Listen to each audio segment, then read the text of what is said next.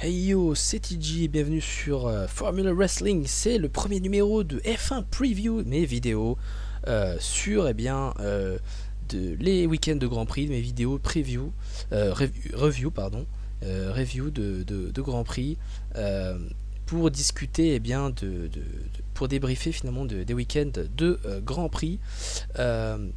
On se retrouve donc pour parler du Grand Prix d'Australie, le premier Grand Prix de la saison 2018 de Formule 1 qui a eu lieu donc sur le circuit d'Albert Park à Melbourne en Australie, long de 5 km 303 et de 16 virages. Le record du tour en course a été établi par Michael Schumacher, 1:24.125. Pour une petite comparaison, Kimi Räikkönen a réétabli le meilleur tour en course en 1:26.538 l'année dernière sur Ferrari. Ce circuit qui a été inauguré en 1996 et qui est à la succession du Grand Prix qui prend la place finalement du Grand Prix d'Adélaïde, circuit d'Adélaïde qui était utilisé précédemment pour le Grand Prix d'Australie. C'est le premier Grand Prix de l'année. Et il présente une étonnante nouveauté. On a trois zones de DRS, distinctes sur ce circuit. La troisième zone de DRS qui vient s'ajouter, comme vous allez le voir, elle va apparaître. Elle est à la fin du deuxième secteur, quand vous avez ce petit virage en forme de C. Et juste ensuite, après ce virage en forme de C, vous avez deux petits virages collés qui forment une espèce d'éclair. Juste après ce petit virage là, vous voyez, vous avez une espèce de petite ligne droite un peu courbée. C'est dans cette zone là qu'il y a la zone de DRS, la troisième zone de DRS, qui a été additionnée pour permettre plus de dépassement en course. On va parler des essais et ce qu'on peut ajouter des essais, rien d'extraordinaire à part que on a eu une confirmation du trio Red Bull, Ferrari et Mercedes au top. Et qu'ensuite il y avait les autres tout simplement. Donc voilà, le trio c'était Mercedes, Ferrari, Red Bull. On va parler directement du coup des qualifications.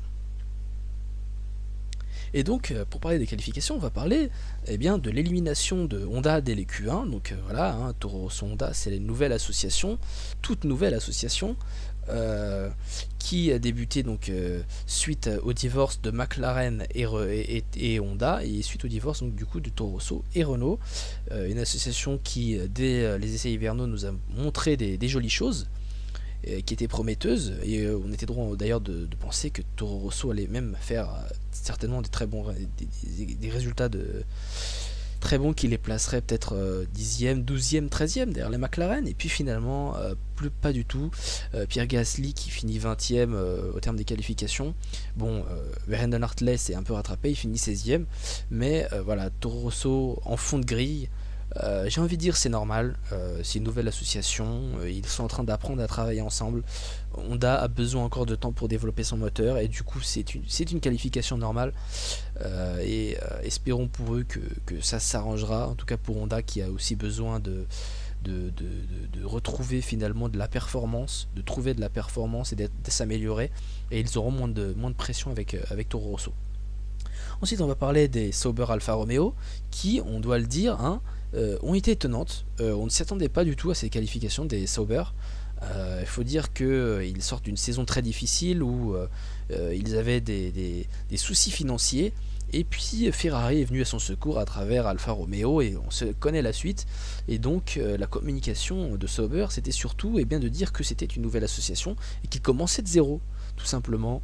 Donc Sauber s'attendait surtout à être dernier. Voilà, on attendait surtout Sauber à avoir de très très grosses difficultés suite à ce qu'ils faisaient l'année dernière. Ils étaient extrêmement lents, même à la suite des essais hivernaux. Et puis finalement, la surprise, Charles Leclerc et Marcus Ericsson ne sont pas les deux derniers.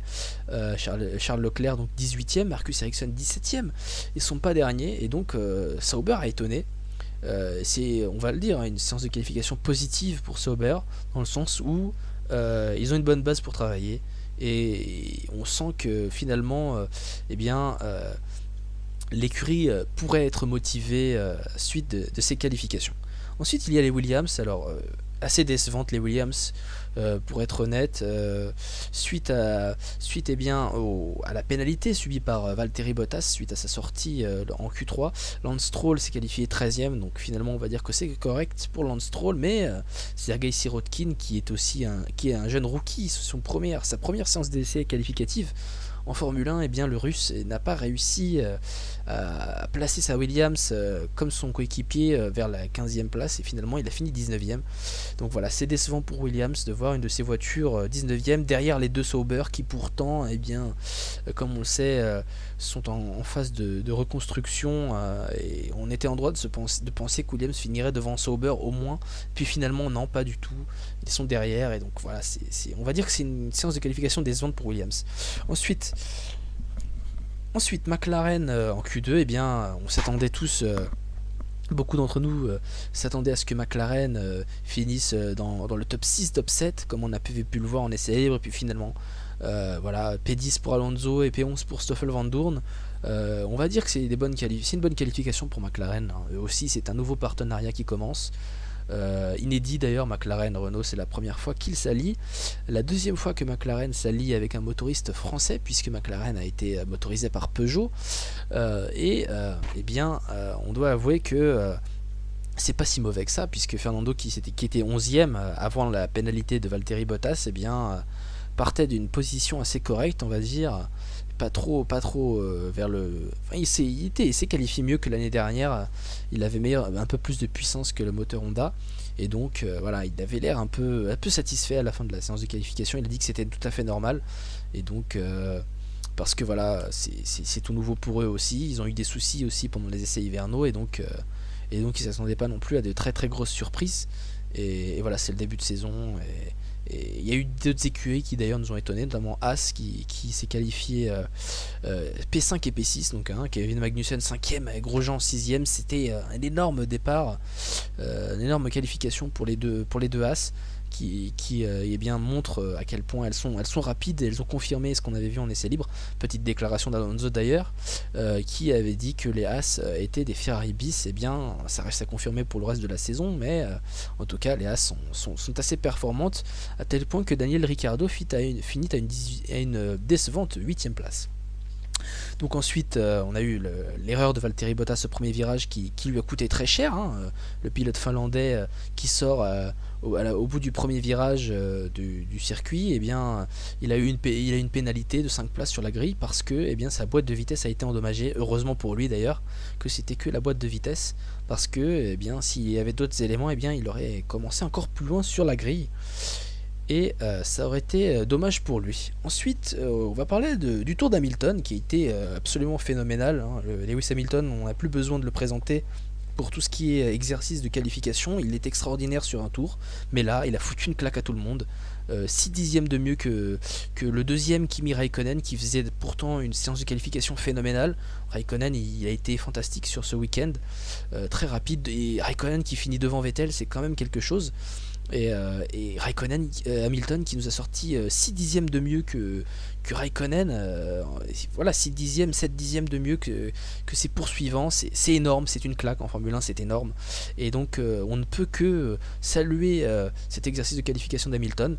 Petite parenthèse, Hamilton dira en conférence de presse post-qualification face à Vettel qu'il n'a pas utilisé le bouton magique lors de son run en qualification.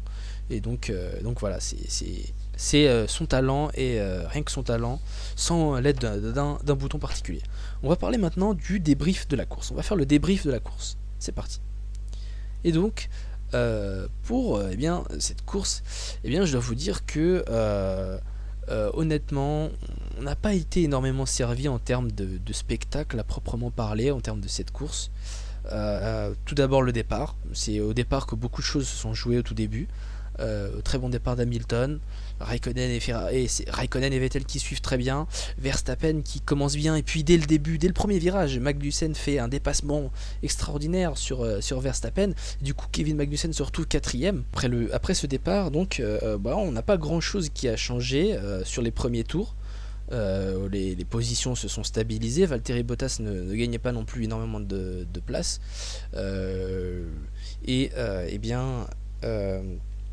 On n'a pas eu énormément d'actions jusqu'à l'abandon des As. Alors, l'abandon des deux As, celle de Kevin Magnussen en premier. Kevin Magnussen qui a eu un souci, et ensuite il a été rejoint par Romain Grosjean, puisque les mécaniciens de As se sont trompés sur la monoplace je crois que c'était Romain Grosjean. Ils se sont trompés sur l'un de ses pneus, c'était l'arrière droit il me semble, ou l'arrière gauche. Ils l'ont mal vissé parce qu'ils sont allés trop vite, et du coup comme vous avez pu le voir, il y a une scène de liesse chez As, puisque les mécaniciens ont coûté la course à certains de leurs pilotes, et des gros points, puisque As avait besoin de ces points. Ils étaient en train d'égaler et même d'améliorer leur meilleur record en Australie, puisque leur meilleur score en Australie, c'est la 6ème place qui a été obtenue par Romain Grosjean en 2016 lors de la première année de As en Formule 1. Et donc voilà, ils avaient le rythme et tout, et puis ces deux abandons, ils ont coûté très cher à As. Et l'immobilisation de l'une de ces deux As a d'ailleurs conduit à la Virtual Safety Car. Et là où on va en venir à cette Virtual Safety Car, c'est que ça a changé la course. Alors, tout d'abord, il faut parler de Ferrari. Ferrari qui au tour 19 décide de faire rentrer Kimi Raikkonen parce que il voulait faire l'undercut. Pour essayer de stopper Hamilton qui était premier, donc ils ont jugé qu'il fallait que Kimi Raikkonen s'arrête. Et puis après que Kimi Raikkonen soit sorti, Sébastien Vettel est resté un peu plus longtemps, et Hamilton a voulu, avec Mercedes, Mercedes a voulu calquer sa stratégie, Mercedes a voulu calculer sa stratégie sur Kimi Raikkonen. Et donc pour éviter l'undercut de Ferrari et de Raikkonen, Mercedes a voulu arrêter au stand Lewis Hamilton juste après Kimi Raikkonen. Et ça a été l'erreur de Mercedes. Puisque grâce au régime de Virtual Safety Car, Sébastien Vettel, qui avait commencé à construire une certaine avance, il est rentré au stand sous le régime de Virtual Safety Car, et les monoplaces ont dû ralentir. Et Hamilton a dû ralentir, et à la fin, au moment de sortir des stands, Sébastien Vettel nous a fait un coup qu'on n'avait pas vu depuis un moment. Il a réussi à sortir en premier, un coup digne du grand baron rouge Michael Schumacher, rentrer au stand en premier, ressortir premier. Et c'est ce que Sébastien avait réussi à faire grâce à ce régime de safety car. D'ailleurs, lui-même le précisera, parce que Hamilton était sacrément rapide. Ce virtual safety car suivi donc du safety car en lui-même, et de la relance de la course, a changé de tout au tout, puisque Vettel se retrouvait donc devant, Raikkonen 3ème. Après cette safety car, donc après le deuxième départ, juste avant le départ de la safety car, on va parler d'Alonso et de Verstappen. Alors Verstappen, il avait fait un tête à queue au dixième tour, au premier virage, et donc ce tête à queue lui a coûté l'erreur, c'est super soft. Il lui a coûté ses pneumatiques, puisqu'il a eu beaucoup de difficultés, et certainement son fond plat, puisque après son arrêt au stand, Alonso qui est 5ème, qui allait sortir 5ème, il allait se faire dépasser par Verstappen sous régime de drapeau jaune. Et donc, vu qu'Alonso était infiniment devant Verstappen, Verstappen a décidé de laisser passer Alonso pour éviter la pénalité. Donc Alonso était à ce moment-là 6ème, et derrière Verstappen, Alonso passe donc 5ème, et Verstappen aura du mal à passer devant Alonso. Alonso qui a bien défendu, qui a bien profité de l'opportunité, qui n'a pas laissé d'espace pour que Verstappen passe. Il s'est bien défendu, et Verstappen qui non seulement a payé qui a buté face à l'expérience du pilote espagnol double champion du monde, mais aussi certainement de l'usure de son fond plat suite à sa petit souci au virage numéro 1 au 10ème tour. Et donc pas grand chose n'aura changé dans cette course. Hamilton demandera d'ailleurs à ses ingénieurs pourquoi il n'avait pas été prévenu que Vettel allait rester en course, ce à quoi Hamilton avait demandé à son écurie pourquoi on lui avait pas prévenu que Vettel, eh bien, il n'était pas rentré au stand avant Raikkonen, etc.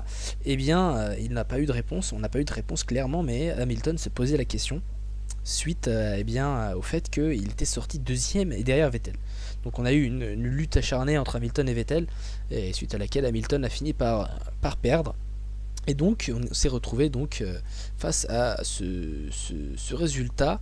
Donc première place pour Sebastian Vettel, suivi donc de Lewis Hamilton, et troisième Raikkonen.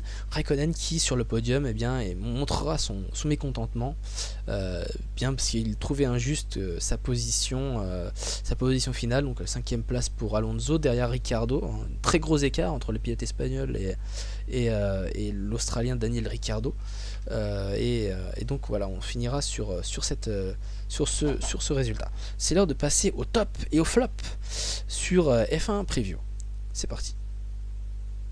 Et donc dans les tops, eh bien comme je vous avais précisé, on va commencer donc par mon top du top. Mon top du top, celui qui va recevoir donc les 3 points. Et ça a été très difficile à choisir parce que on a quand même eu des pilotes qui ont été plutôt bons.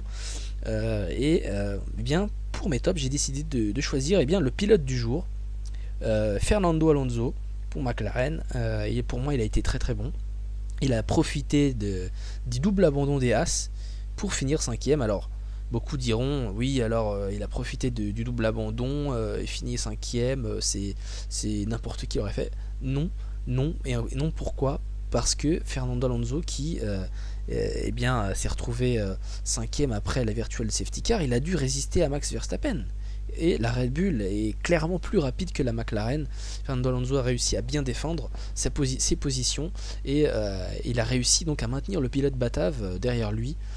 C'était vraiment du grand Alonso, même si on regrette qu'il n'ait finalement pas encore la McLaren au niveau de la Red Bull, mais peut-être que dans la saison ça pourrait arriver.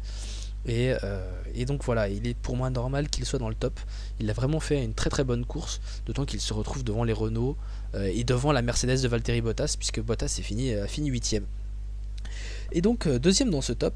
Pour moi ça a été difficile de choisir parce que voilà, clairement comme je vous avais dit, les pilotes ont généralement globalement fait des bonnes choses, notamment Raikkonen, mais j'ai décidé de mettre en deuxième Vettel, tout simplement, parce que Vettel il était 3ème au début de la course, il a fini premier, et pas seulement ça, il a réussi à profiter des opportunités qui se sont présentées à lui pour se faufiler, et puis avec un peu de chance, bien évidemment, de prendre la première place.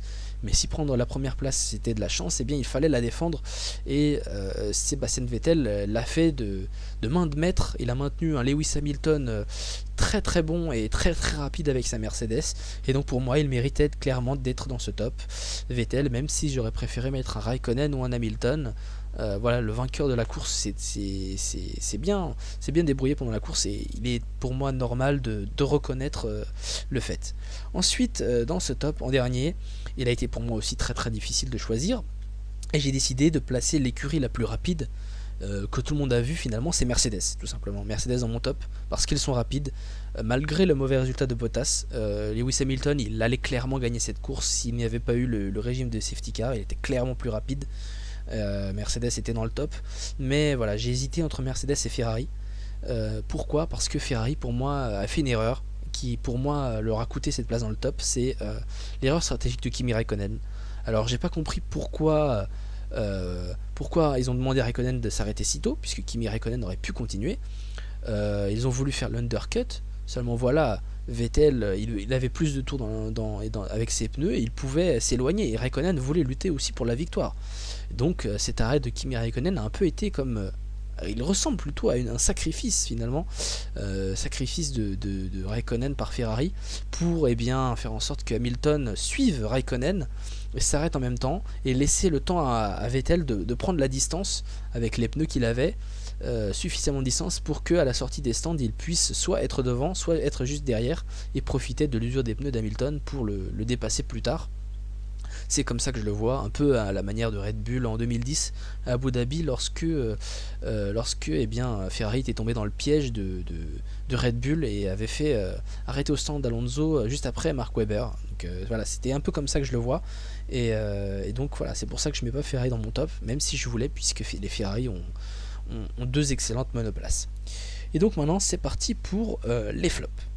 Alors les flops, très clairement, mon plus gros flop pour moi, ça va être les mécaniciens de Haas. Les mécaniciens de Haas, pas l'écurie Haas, les mécaniciens de Haas. Pourquoi ? Parce que, eh bien, voilà, à cause des erreurs de certains mécanos, on a vu notamment le pauvre mécano qui était triste et qui a été réconforté par Romain Grosjean en cours de saison, cours de course. Eh bien, ces erreurs de mécaniciens, eh bien, ils ont coûté non seulement la course à un de leurs pilotes, mais non, aux deux pilotes, et donc clairement, ils ont coûté d'énormes points à Haas, des points qui sont certainement précieux pour le reste de la saison, et clairement, pour moi, c'est un flop, c'est le gros flop. Quand tu as une écurie qui voit ces deux pilotes hors course pour des erreurs qui lui sont propres, donc là dans le coup c'est les mécaniciens, et bien c'est la faute, c'est pour ça que je les mets au top de mes flops. Ensuite en deuxième, eh bien j'ai eu beaucoup de mal aussi à faire mon choix. Pourquoi ? Parce que voilà, c'est assez difficile. Eh bien, j'ai choisi Williams en deuxième.